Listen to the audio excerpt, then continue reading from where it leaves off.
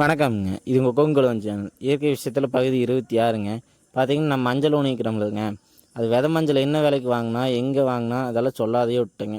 அதை பற்றி தாங்க இந்த வீடியோவில் பார்க்க போகிறோம். பார்த்தீங்கன்னா, நம்ம வியாபாரிகிட்ட தாங்க வாங்கினது. நம்மக்கிட்ட இருக்குங்க. நாம் ஒரு 5-6 வருஷம் மஞ்சள் போடுறதே விட்டேங்க. அது ஏன் விட்டேன்னு சொல்லி கடைசியில் சொல்கிறேங்க. பார்த்தீங்கன்னா, வியாபாரிகிட்ட வாங்கின விலை பார்த்திங்கன்னா 55 ரூபாங்க 1 கிலோ.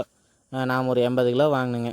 இதே ஒரு ஏக்கருக்கு மஞ்சள் போடணும்னா 1 டன் மஞ்சள் வேணுங்க, சன்ன ரகமாக இருந்தால். அதே பெருவெட்டாக இருந்தால் 1.5 டன்னுக்கு மேலே வேணுங்க. பார்த்தீங்கன்னா 1 கிலோ மஞ்சள் 55 ரூபாங்க. அப்போ 1 டன் மஞ்சள் என்னாச்சுங்க, 55,000 ஆச்சுங்க.